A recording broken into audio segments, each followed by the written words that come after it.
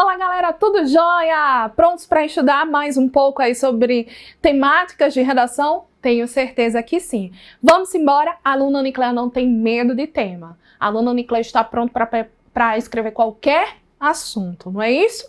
Com certeza! Aqui você está escrevendo sua aprovação e hoje iremos abordar uma temática maravilhosa do grande eixo temático de saúde pública que é doação de órgãos. Logo após a vinheta, roda aí!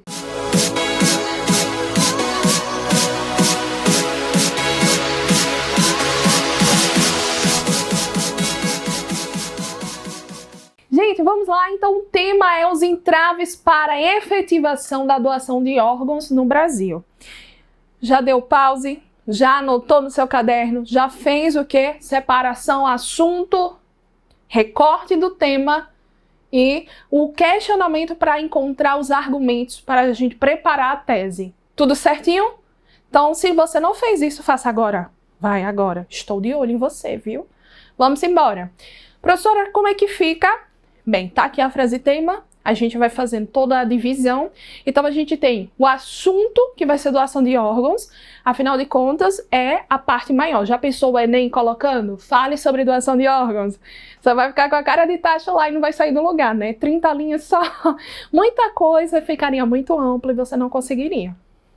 Então o INEP vai te dar um recorte. Os entraves, o que, professora? Entraves é o que, mulher? Problemas, desafios, barreiras, obstáculos para a efetivação desse problema no país. Beleza? Então, de novo, troquei aqui, ó, doação de órgãos pela questão de problemas, tá? Quer dizer, problema no caso, que é a doação de órgãos. E no país, para a gente entender que o contexto é Brasil. Então, a pergunta ficou a seguinte: quais as dificuldades que impedem a doação de órgãos? O que é preciso fazer para mudar isso? Vamos colocar aqui rapidamente em tela cheia só para você poder acompanhar. Olha só como ficou. Agora, qual é o seu dever? Responder quais são as duas causas que você vai determinar aí para poder argumentar no desenvolvimento 1, no desenvolvimento 2. Tá certo? Vamos lá. Então, vamos começar com a parte das escolhas dos argumentos. Eu trouxe alguns, separei alguns aqui para vocês. Obviamente, você tem que se respeitar. Se você acha que as causas que você colocou, que você determinou previamente aqui, foram melhores, continue com elas. Eu só trago para poder esclarecer melhor como você poderia abordar isso na sua redação. Então, eu trouxe algumas delas. Os principais entraves que, depois de muita pesquisa e estudo, eu trouxe justamente o quê? Esses daqui. Vamos botar em tela cheia, porque tá bem pequenininho, né? Tabu sobre o assunto que gera falta de diálogo. Desconfiança sobre o procedimento. Desconhecimento sobre o tema. Falta de informação sobre a morte encefálica, super importante, porque a gente vai ver que existem dois tipos que podem ocorrer a doação de órgãos. Recusa da família em doar, capacitação em treinamento e sensibilidade em lidar com a família que acabou de perder um ente querido, e a deficiência como limitações nos hospitais para o reconhecimento de potenciais doadores e sua notificação à central de transplantes, e a ausência de altruísmo ou individualismo, você que vai escolher como vai inserir. Visto isso, dá pra gente entender o quê? O que é tabu? Tabu é o receio de falar sobre isso, porque, afinal de contas, a gente vai estar falando sobre morte. E nem todo mundo aceita falar sobre isso. Para algumas pessoas isso é muito, vamos dizer assim, estranho. Seria estranho falar porque a gente não tem esse costume de ver a questão da morte como uma passagem da vida ou como qualquer outro ciclo da vida, né? As pessoas, elas não falam muito sobre isso. E tem familiares que eles se recusam a falar.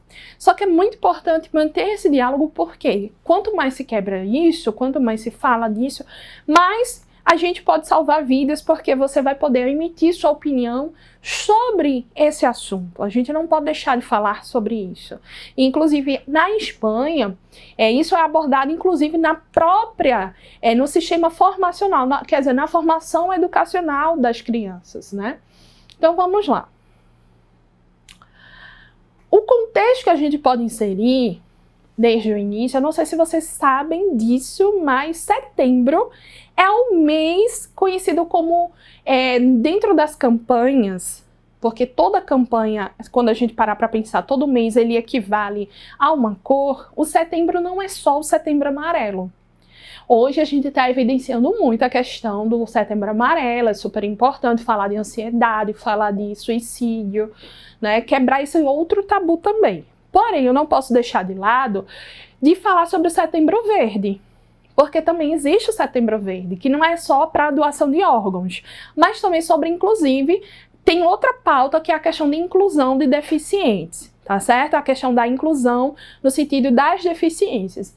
Que você pode estar se questionando aí, poxa, eu não sabia. Pois é, Anne Clé Cultura, vamos embora. Então é um mês também dedicado ao incentivo à doação de órgãos, tá? Então, estamos trabalhando em cima dessa campanha. E aí, o que acontece?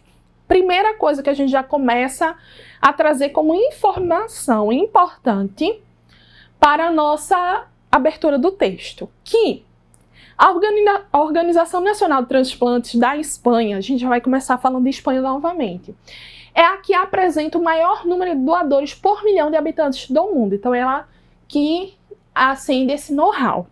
Então, vamos começar falando aí do país que mais trabalha em cima dessa questão de doação de órgãos. E por que eles estão em primeiro lugar? Justamente como eu falei anteriormente. Porque eles lidam com isso da melhor forma. Então, se a gente parar para pensar no mundo, a Espanha ela fica em primeiro lugar, tá certo? E eu queria também ressaltar, porque a gente sempre fica com aquela questão assim, o brasileiro nunca está em primeiro lugar. Tá, em diversas coisas. Entre eles, está na questão de referência mundial, na questão de tratamento, de transplante de órgãos. Oxe, professora, não era Espanha? Não, calma, na quantidade de doação. Vamos entender por que o Brasil é referência mundial? Bem, o Brasil é referência mundial na área de transplantes e possui o maior sistema público, é o sistema público, gente, de transplantes do mundo. Atualmente, cerca de 96% dos procedimentos de todo o país são financiados pelo Sistema Único de Saúde. Em números absolutos, o Brasil é o segundo maior transplantador do mundo, atrás apenas dos Estados Unidos. Aí é no sentido de cirurgias. Os pacientes recebem assistência integral e gratuita, incluindo exames preparatórios, cirurgia, acompanhamento e medicamentos pós-transplantes pela rede pública de saúde. E eu tirei essa fonte do saúde.gov.br. Dá para perceber que é do órgão governamental, certinho? Então, enquanto que a Espanha ela está aqui, como a questão maior número de doadores, tá falando do maior número de doadores, as pessoas elas vão lá e dizem assim, quero ser doadora. É isso.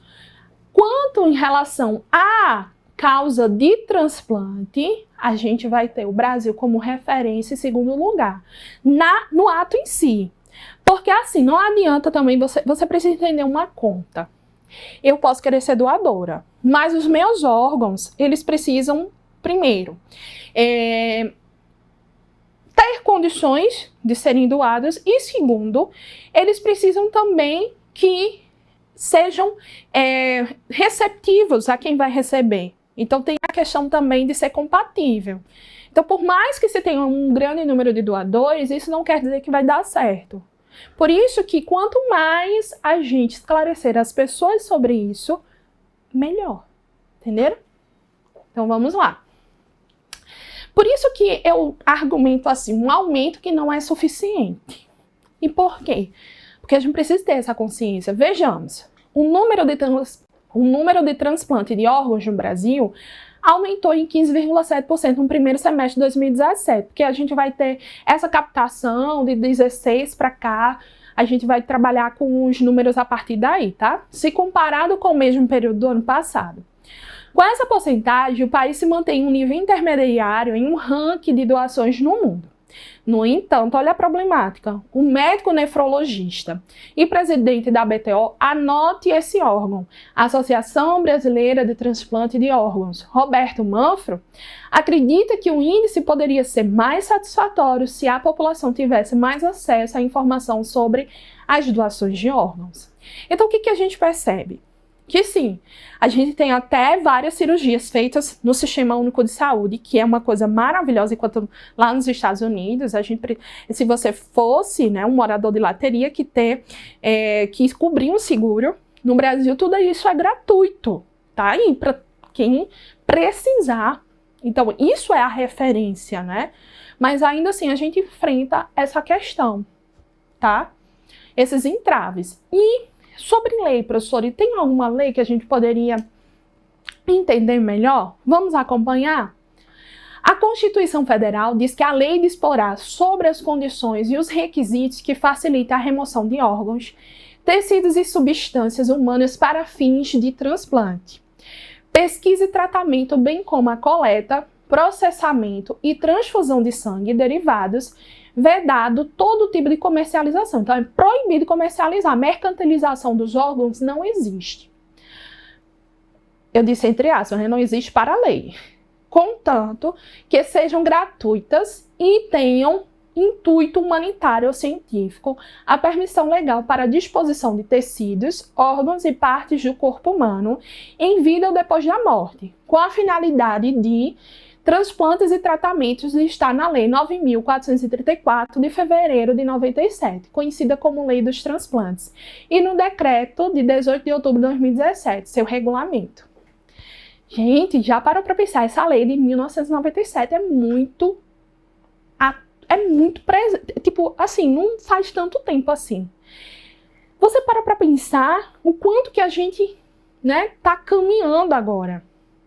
Então, assim, o primeiro transplante que aconteceu aqui foi em 1964, para você ter uma noção, mas só teve uma lei específica a partir de 1997. Então, por isso que é um problema que a gente pode observar que é muito recente. Então, assim, há muita resistência por parte das pessoas, tá certo? Então, a gente tem a lei aqui que foi atribuída para você também começar a sua redação. Outra questão interessante é como isso se encaixa no Código Penal, porque além da Constituição Federal, a gente pode trazer isso dentro da Constituição do Código Penal. Em que sentido? Vamos ver. O Código Penal também tem suas disposições, prevê reclusão de 4 a 8 anos, mais multa a quem agencia, alicia, recruta, transporta, transfere, compra, aloja ou acolhe pessoas mediante grave ameaça, violência, coação, fraude ou abuso, com a intenção de remover os órgãos, tecidos ou parte do corpo. A pena é aumentada se o crime for cometido por funcionário público no exercício de suas funções ou se praticado contra crianças, adolescentes, idosos ou deficientes. O que a gente tem aqui? Como essa informação pode ser útil para a nossa redação? É que há muitas pessoas que têm medo, inclusive, de se identificar como doador, porque entrou naquele mito de que, sabendo o médico que essa pessoa é doadora, vai querer matar essa pessoa. Gente, parem de pensar assim. O médico, ele fez um juramento. Primeiro, ele vai tentar salvar a sua vida. Caso isso não dê certo, aí sim haverá a questão de perguntar aos familiares se pode ser feita a doação de algum tipo de órgão, tá certo? A gente vai entender daqui a pouco como isso funciona, mas a primeira coisa é quebrar esse tabu de que não há penalização caso isso seja feito de forma ilegal, porque há. Outra coisa importante é a gente entender que no Brasil a doação de órgãos só será feita após autorização familiar, como eu disse anteriormente. Vamos entender como isso funciona? Pela legislação brasileira, não há como garantir efetivamente a vontade do doador. Que aí eu acho que um dos entraves, né? No entanto, observa-se que, na grande maioria dos casos, quando a família tem conhecimento do desejo de doar do parente falecido, esse desejo é respeitado. Por isso, a informação e o diálogo são absolutamente fundamentais, essenciais e necessários. Essa é a modalidade de consentimento que mais se adapta à realidade brasileira. A previsão legal concede maior segurança aos envolvidos, tanto para o doador quanto para o receptor e para os serviços de transplantes. A vontade do doador, expressamente registrada, também pode ser aceita caso haja decisão decisão judicial nesse sentido. Em razão disso, orienta-se que a pessoa que deseja ser doador de órgãos e tecidos comunique sua vontade aos seus familiares. Os órgãos doados vão para pacientes que necessitam de um transplante e estão aguardando em lista única, definida pela Central de Transplantes da Secretaria de Saúde de cada estado e controlada pelo Sistema Nacional de Transplantes, que é a SNT. Gente, tá vendo que não é tão simples? Ninguém vai abrir você, ninguém vai chegar assim e tirar seus órgãos, não. Claro que a gente tem aquele medo do mercado negro, obviamente. Um rim tá custando quanto? R$843 mil. Professora, a senhora por acaso vender seu rim? Não, meu amor, porque as informações chegam, se você lê, você sabe. Mas, né, a gente não tá falando desse tipo de doação, dessa coisa toda que pode acontecer. Inclusive, há pessoas que são sequestradas com esse fim. Então, tá vendo como é delicado falar desse assunto? Porque envolve muito a questão do medo, do receio. Então é necessário conversar, dialogar sobre isso, porque a gente pode salvar vidas. É difícil doar sangue, dirá doar órgãos. E há uma necessidade porque a gente tem que começar a pensar da seguinte maneira. Eu hoje posso não estar precisando de um órgão, mas amanhã eu posso estar na fila. E aí? Então, a gente tem que começar a pensar nesse assunto dentro dessa circunstância. E eu trouxe também para a gente perceber que há projetos que tentam desvencilhar um pouquinho essas burocracias, que é a questão de só a família poder dizer se pode ou se não pode ser doador. O que acontece? Há um tempo, a lei era o seguinte, por mais que a pessoa dissesse que fosse doador de órgãos, que antes tinha assim na carteira de identidade, doador de órgãos, ainda assim os médicos respeitavam o luto da família, porque é um momento muito sensível. Então, com o passar do tempo, isso foi se perdendo, né? E o que entrou em vigor foi em 97, que só os familiares poderiam consentir se aquela pessoa iria doar, se aquela pessoa que depois de falecer iria ou não doar os órgãos. Então, essa decisão é da família, porque tem que entender que a família vai estar em luto. É um momento delicado, é a família que fica, não é? Mas, quanto mais se conversa e dialoga do desejo, mais fácil fica da família poder entender essa sua vontade. Então, fale se você vai ser doador ou não. Eu expressamente digo, sou doadora de órgãos, tá, gente? Então, meu marido já sabe, eu acho que se meu pai e minha mãe não sabem, mas com esse vídeo, por favor, no dia que eu morrer, mostre. É minha vontade. Tô falando sério. Vamos lá, projetos. O projeto torna a doação de órgãos e tecidos ato de consentimento presumido. Isso daqui é uma reviravolta que um deputado achou interessante trazer à tona. Ainda não foi aprovado. Olha o que ele disse. Bem resumidamente. Esse projeto de lei, certo? Ele quer rever na tramitação do Senado, aumentar o volume de transplantes de tecidos, órgãos e partes do corpo humano no Brasil. Ele visa isso. E é o que espera o senador Major Olímpio, então é da parte dele. Ele propôs revisar a legislação que regulamenta a doação pós-morte, quer enquadrar os crimes ligados à remoção ilegal de órgãos na lei e crimes hediondos. O que é que ele prevê? Ele prevê o seguinte, que o que é a doação de órgãos e tecidos como ato de consentimento presumido. Se você não tiver na sua carteirinha não doador, então as pessoas que não fossem doadoras, elas deveriam colocar na carteira de identidade que não é doadora. Para facilitar ainda mais, né? Então, o que ficaria presumido? Que se você não tivesse isso, você seria doador de primeira. Tipo, a pessoa assim, não tem isso na carteira, então presume-se que ela seria um doador de órgãos. Então, é meio delicado lidar com essas questões. Esse projeto de lei ainda não foi aprovado, mas assim, você pode estudar um pouquinho mais para poder entender sobre isso. Mas é uma pauta que eu chamo a atenção. E agora vamos entender por que isso é uma problemática, né? Por que isso é um problema? Vejamos. Primeiro, a gente está falando de uma fila de espera. E que você um dia, Deus me livre, mas vamos supor, poderia estar lá, né? não existe só a questão de necessitar de um coração, de um pulmão, de um rim. Às vezes, existem doenças que necessitam muitas vezes de uma doação, inclusive de medula óssea. Que eu tenho até uma aluna, um beijo para você, né? Que ela conseguiu vencer a questão do câncer, que é, no caso, a leucemia, justamente porque ela conseguiu a doação de uma pessoa que não foi da família dela, né? E ela depois, se Deus quiser, um dia ela vai poder contar esse relato. Na verdade, ela sempre conta isso para as pessoas. E isso foi maravilhoso. Então, quer dizer, ela teve a vida dela salva justamente por causa disso. Porque há pessoas que buscam fazer o bem, né? Bem, o que tem na fila de espera? Na fila de espera, vamos ver? O Brasil tem cerca de 32.716 pacientes cadastrados em lista de espera para um transplante dos seguintes órgãos: rim, fígado, coração, pulmão, pâncreas e córnea. Os dados foram divulgados pela Associação Brasileira de Transplantes de Órgãos em agosto de 2018.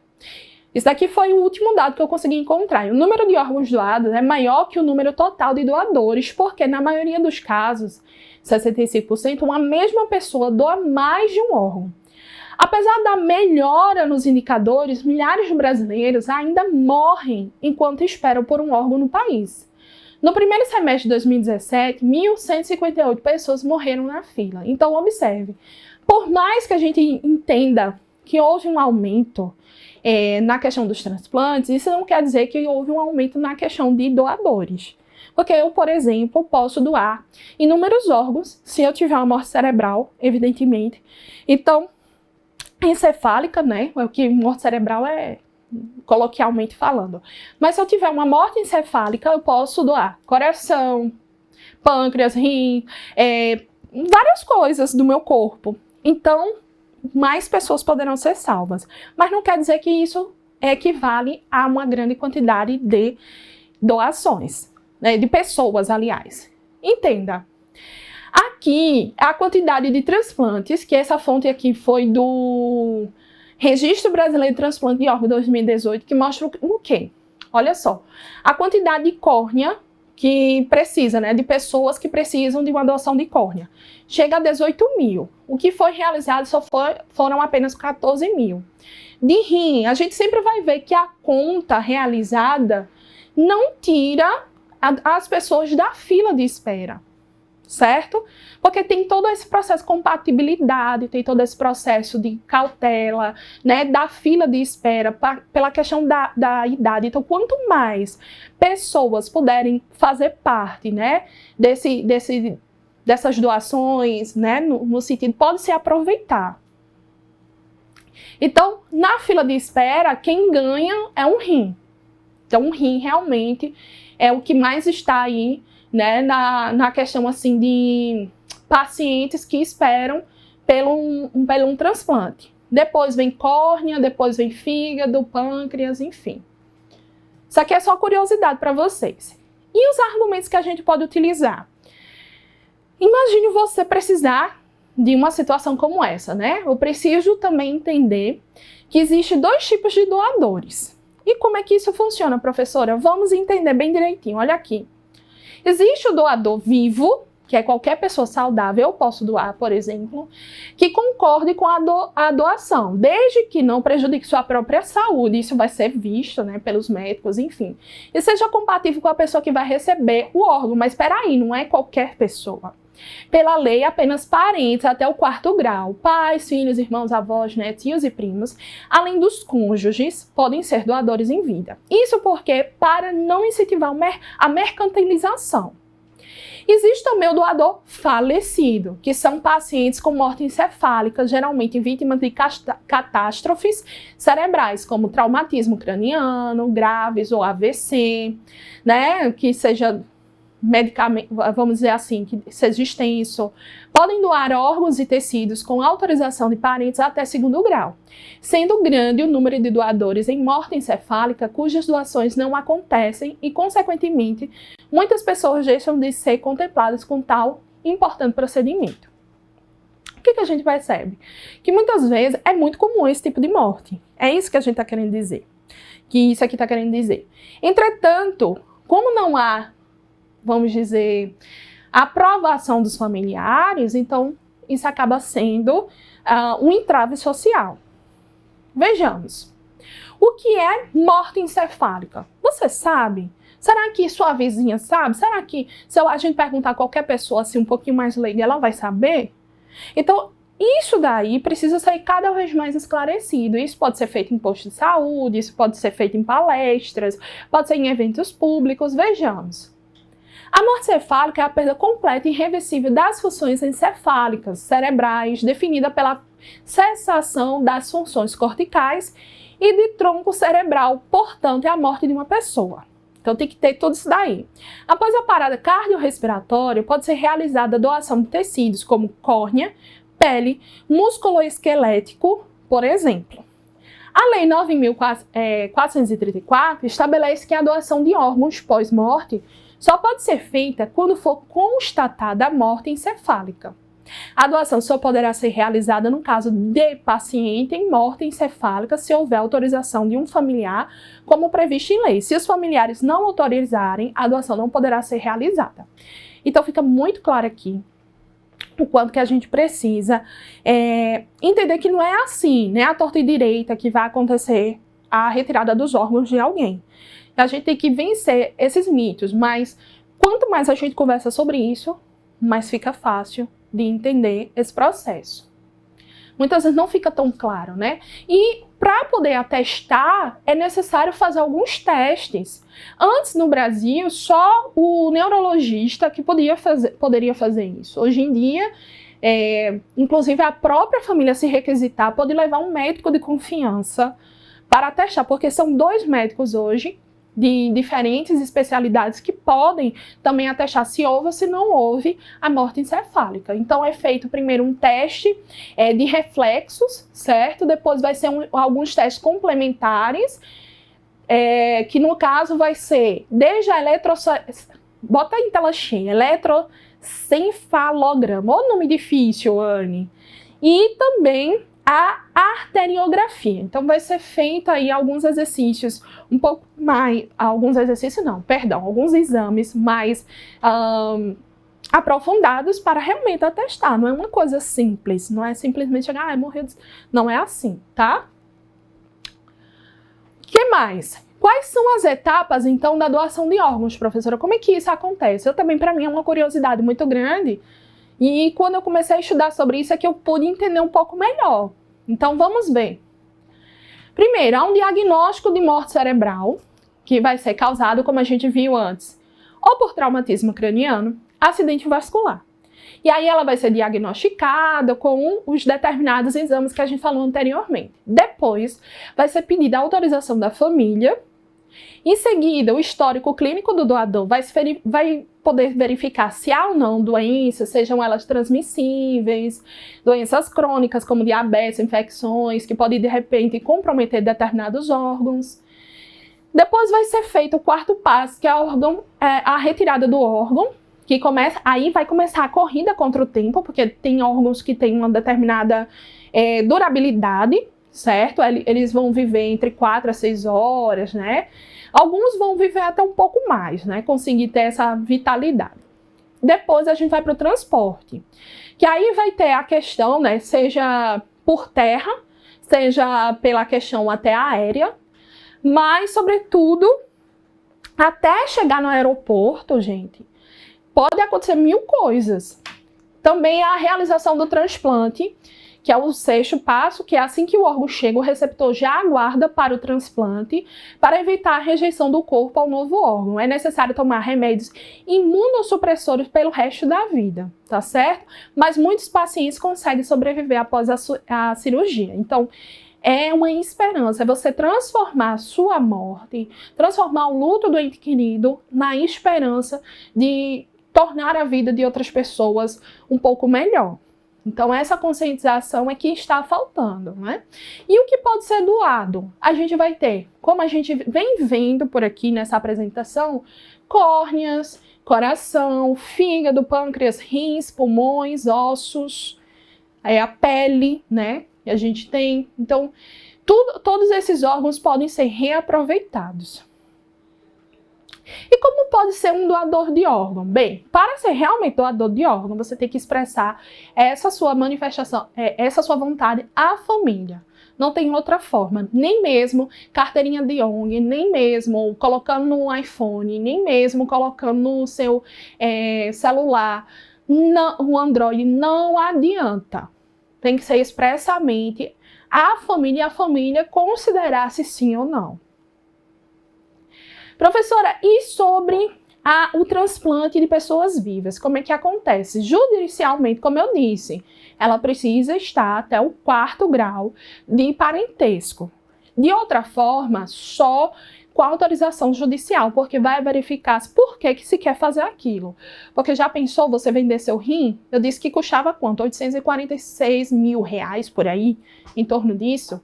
E o que pode ser doado? Um dos rins, parte do fígado, parte do pulmão e medula óssea.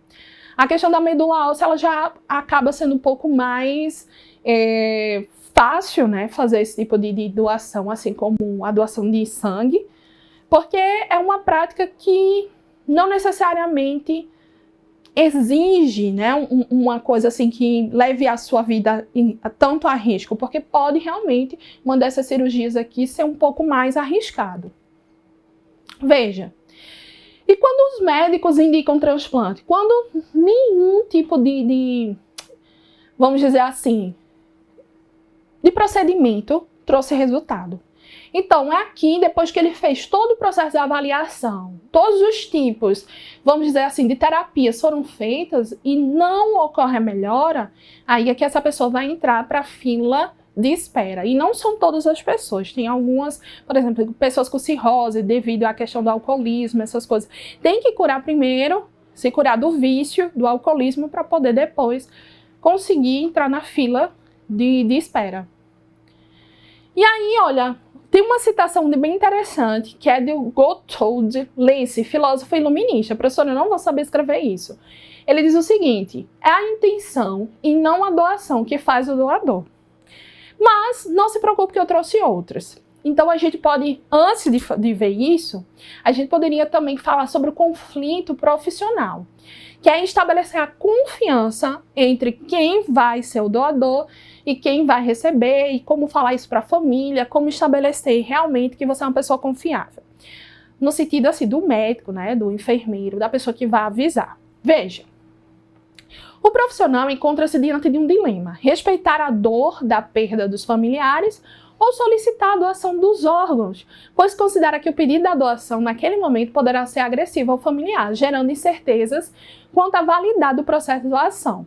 Reconhece a delicadeza e o respeito necessário a esse momento, que é grande dor para os familiares. Sofrem porque entendem que nessa situação precisam desempenhar seu papel profissional, ainda que se questione quanto o direito de causar mais dor aos familiares. E tem uma cena bem interessante do Grey's Anatomy que mostra isso, que é a Cristina, né, amiga da Grey lá, que ela, de repente, depois que uma pessoa morre, e ela vai para os familiares, ela não tem um tato sequer de como perguntar aquilo. É logo nos primeiros episódios, né, que ela é interna. Para quem assistiu Grey's Anatomy sabe do que eu estou falando. Então ela pede de uma forma extremamente seca e que isso não pode acontecer. Tudo bem que ela era muito objetiva, que ela queria salvar outra vida, mas ela não teve a sensibilidade de como fazer esse pedido. E o que precisa sempre está passando por, vamos dizer assim, oficinas. Os profissionais precisam estar se qualificando para saber como lidar com este momento. E os mitos e verdades, que eu achei tão interessante trazer isso, vamos ver em tela cheia para vocês acompanharem. Ó, um paciente que teve morte encefálica pode voltar a viver? Isso é um mito. Porque a morte encefálica é irreversível e atestada por 2 médicos diferentes, seguindo critérios do Conselho Federal de Medicina. E somente nessa condição é possível a doação de vários órgãos. Depois, outro mito que as pessoas sempre falam: para ser doador, não é necessário deixar nada por escrito? Verdade, aí não é mito. Quem dá autorização para a doação dos órgãos são os parentes. Depois, a doação pode deixar o corpo deformado? Mito. É feita uma cirurgia normal, logo o corpo não fica desfigurado. A família do doador precisa arcar com os custos da doação? Mito. E por quê? não há custos nem ganhos financeiros com o processo, certo? Então não tem como fazer isso. O corpo de quem doou precisa ser sepultado em caixão lacrado? Outro mito. O corpo pode ser velado normalmente e não precisa de nenhum preparo especial. Idosos ou pessoas que já tiveram doenças não podem ser doadores? Mito. Todas as pessoas podem ser vistas como potenciais doadoras. O que determina a possibilidade de doação é a condição do órgão ou do tecido que será doado. Pessoas ricas passam na frente, na fila para receber o órgão? Isso é uma pergunta que muita gente faz. Gente, é um mito, porque a seleção é pela compatibilidade com o doador e é feita por um programa de computador para impedir fraudes.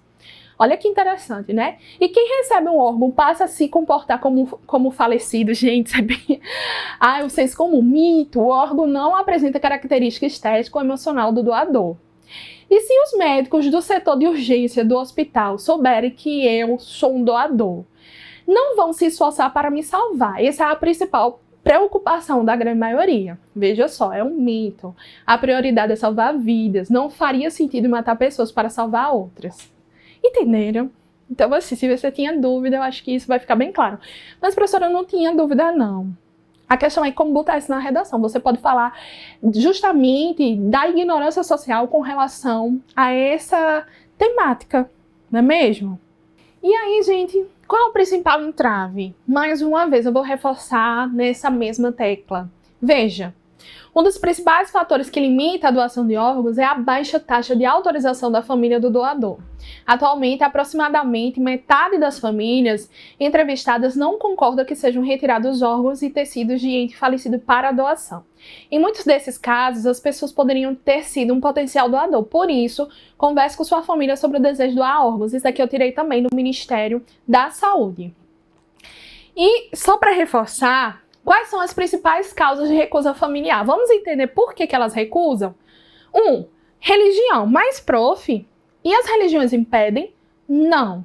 Mesmo o Testemunho de Jeová, que você poderia estar do outro lado aí pensando, o que acontece? Eles realmente não deixam que seja doado a questão do sangue. Primeiro é drenado todo o sangue da pessoa, mas eles falam que é uma questão de consciência. Isso vai depender de cada um dos seus fiéis. Eles não impedem. Então, nenhuma religião que eu tinha pesquisado é contrária à questão da doação de órgãos, tá? Voltando para cá. Milagre. E tem muitas pessoas que realmente é um momento delicado, gente. A pessoa vai achar que a qualquer momento essa pessoa pode retornar à vida. Porque, quer queira que não queira, a morte encefálica, ela vai estar ali acontecendo e as pessoas vão achar o quê? Que ela vai estar ali na cama, ela está respirando, ela está quente, o sangue está circulando. Então ela não consegue ver aquilo dali como morte. Então na cabeça dela, aquela pessoa pode a qualquer momento retornar à vida, né? Pelo milagre. Por fé, por não aceitar, né? E não ter esse conhecimento do que é morte encefálica. A questão do diagnóstico, que é a descrença ou desentendimento do diagnóstico, justamente de não entender o que é a morte encefálica, apego ao corpo, a família não aceita a manipulação do corpo retirado de órgãos, há um medo de que os parentes vão dizer após a doação. Há processo de comunicação, que é a informação desencontrada no hospital, que acaba deixando os familiares confusos. Há a questão do medo do tráfico, que a família crê na comercialização ilegal de órgãos, e há a questão da memória. Em respeito ao falecido, a família acata sua decisão de não ser um doador. Claro que nesse último aspecto, realmente, se ele não queria ser, é necessário que a gente também saiba respeitar, né? Cada um é cada um. O que mais? Tem umas questões históricas que eu trouxe que você vai ficar abismado. Eu trouxe até Adão e Eva. Por quê? Porque Adão aparece como primeiro doador na alegoria bíblica. A gente vai utilizar como alegoria, com todo respeito à questão da religião, mas a gente utiliza como se fosse uma espécie de mito. Dá para você utilizar. Também eu pesquisei aqui, eu achei interessante, que tem 2 santos na Igreja Católica chamados Cosme e Damião. Eles eram gêmeos, né? E eles eram considerados os primeiros cirurgiões, tal, dessa época. E eles foram os primeiros a fazer um transplante de uma perna de um soldado numa guerra para outro. Gente, não deu certo, mas eles tentaram, né? E as primeiras tentativas de transfusão de sangue foram sem sucesso até a descoberta dos diferentes tipos de sangue e suas mútuas compatibilidades ou incompatibilidades. Por que eu estou trazendo isso? Porque foi a partir disso que foi possível entender como se configuraria essa questão da aceitabilidade do órgão ou não, né? Porque tem a ver também com a questão do sangue. A enorme necessidade e o grande uso de transfusão de sangue na Primeira Guerra, proporcionou o surgimento dos bancos de sangue para armazenagem dele, né? E o transplante de órgãos não vitais aumentou significativamente no século XX. Então, a gente vai ter essa eclosão no século XX, onde os enxertos de pele iniciaram no fim dos anos 20 como medida paliativa nos casos de queimaduras. E os primeiros transplantes de córnea começaram em 1905 e sua prática cotidiana só foi consolidada em 1944, quando o primeiro banco de olhos mundial foi inaugurado, o Hospital Manhattan dos Olhos, Ouvidos e Garganta.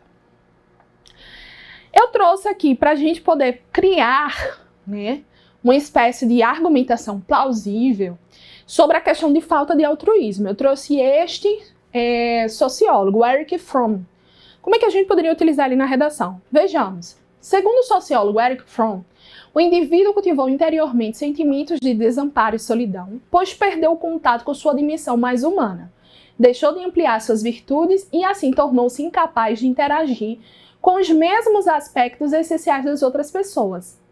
Nesse contexto, fica evidente como a incapacidade de se colocar na realidade do outro, principalmente na questão de doação de órgãos, demonstra claramente a falta de altruísmo por parte de alguns grupos sociais que estão imersos nesses sentimentos. Então, a falta de altruísmo, o individualismo pode ser bem trabalhado em cima disso. Obviamente que aqui não tem um tópico frasal, então você precisa criar seu tópico frasal, você precisa depois dar uma repaginada aqui para poder dar certo o parágrafo, tá? Outro que eu abordaria, que eu trabalharia para a questão, sobretudo, da ignorância social, é justamente utilizar Schopenhauer. Por quê? Porque para Schopenhauer existe uma visão limitada das pessoas. Então é necessário trabalhar essa visão limitada, esclarecendo, para que assim pudesse, de certa forma, gerir uma melhor perspectiva em cima desse tema, tá certo? A gente também pode utilizar o Zygmunt Bauman. Como? Esse daqui eu vou chamar a atenção. Olha que bacana. Eu trouxe o livro dele, A Cegueira Moral, né? Dentro dessa questão. Olha só. Nesse contexto, vale salientar no livro Cegueira Moral, do sociólogo Zygmunt Bauman, o quanto a sociedade atual tem como fim último o próprio eu. Ou seja, os indivíduos deixam de reagir ao sofrimento do outro, evitando um olhar ético em relação à dor alheia. Dessa maneira, é possível inferir que a perda de sensibilidade na modernidade líquida torna o homem incapaz de enxergar que esse comportamento é prejudicial para todos. Por isso mesmo, não sabe que essa postura passiva pode reverberar em sua vida, principalmente no que diz respeito à doação de órgãos. Uma vez que se ele não é sensibilizado a refletir sobre esse drama, sua própria existência pode ser também ameaçada, caso venha a precisar igualmente de doações. Desse modo, nota-se como essa cegueira moral pode também ser prejudicial a si mesmo e aos demais, o que revela a necessidade desse tema permanecer mais em evidência na sociedade. Uau! Gostaram? Tenho certeza que sim. Vejamos. Outra aqui, uma citação também, o Franz Kafka, ele tem essa frase, né, que a solidariedade é o sentimento que melhor expressa o respeito à dignidade humana, e que você poderia trabalhar esse sentido de solidariedade nessa temática, com certeza. E as alusões que eu trouxe foram as seguintes.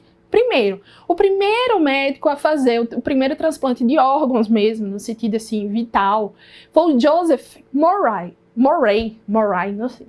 Murray e sua equipe realizaram o primeiro transplante de órgão humano em 1954, substituindo o rim doente de um paciente por outro, doado pelo irmão gêmeo. Então foi uma espécie de transplante de pessoas compatíveis no sentido de serem irmãos gêmeos, então deu tudo certo.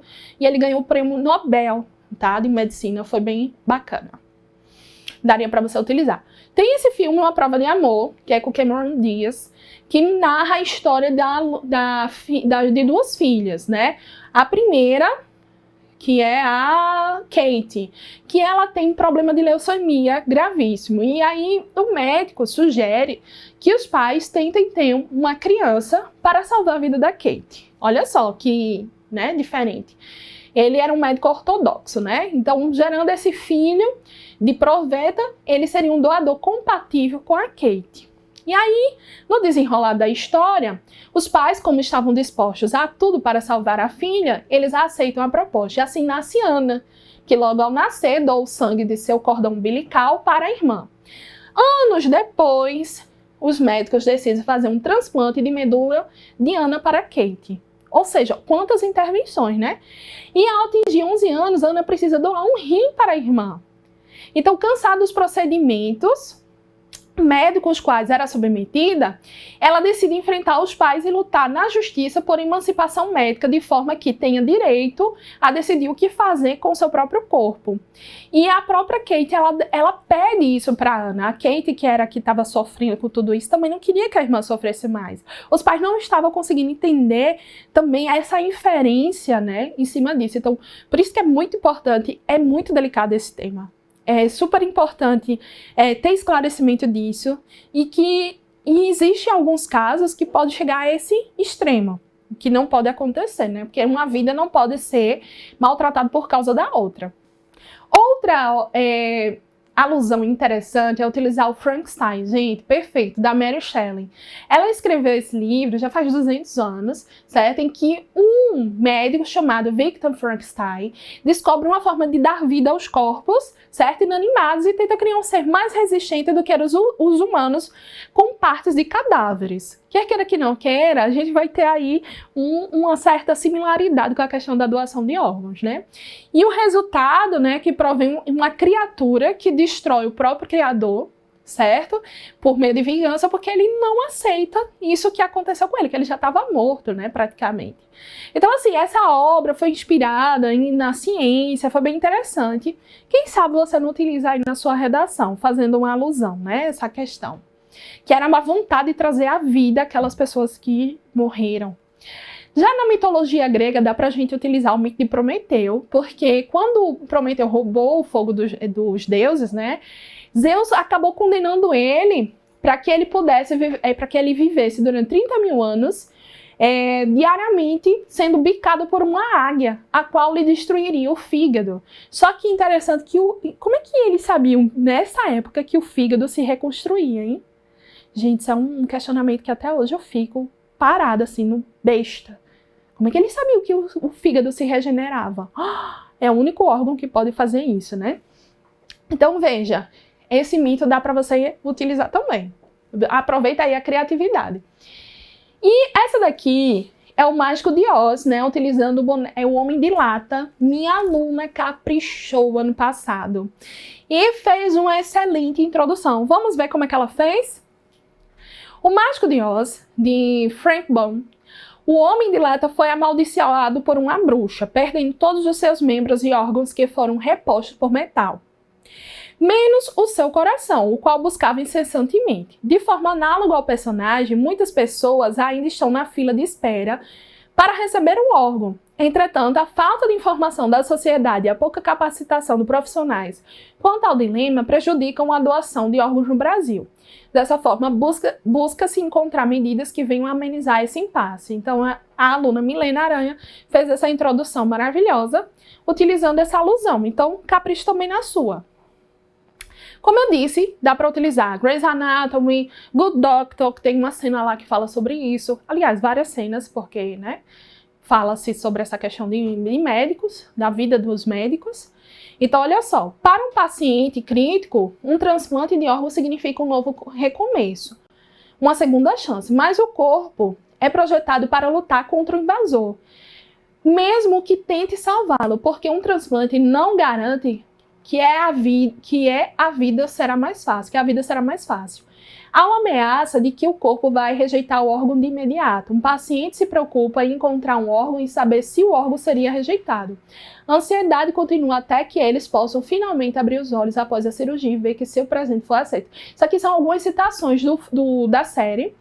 E então a gente vai observar, perdão, que em alguns de seus episódios é demonstrada as grandes dificuldades no processo de doação de órgãos, que nem sempre é a mil maravilhas, né? Não é porque encontrou um órgão compatível, aparentemente que vai dar certo. Além disso, as tecnologias de bioengenharia e bioimpressão 3D prometem revolucionar muito essa questão, né? Com a possibilidade de produzir órgãos e tecidos humanos para tratamento de saúde. Ok? Então a gente tem isso, inclusive a Meredith, ela utiliza a questão da impressão 3D, bem interessante. As intervenções, sem contar nas campanhas de sensibilização. Vamos lá.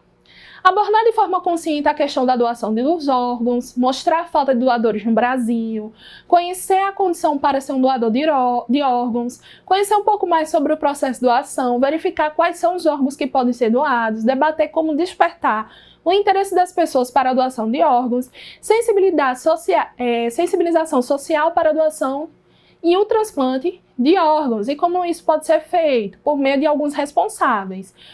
De órgãos responsáveis, como o Ministério da Saúde, a BTO, escola, mídia, SUS, família e governo. Então, gente, é isso. Espero que vocês tenham gostado. Com certeza, né? Isso vai dar uma abertura muito grande para que você possa ter repertórios, um discernimento acerca desse tema. Então, quero ver uma super redação.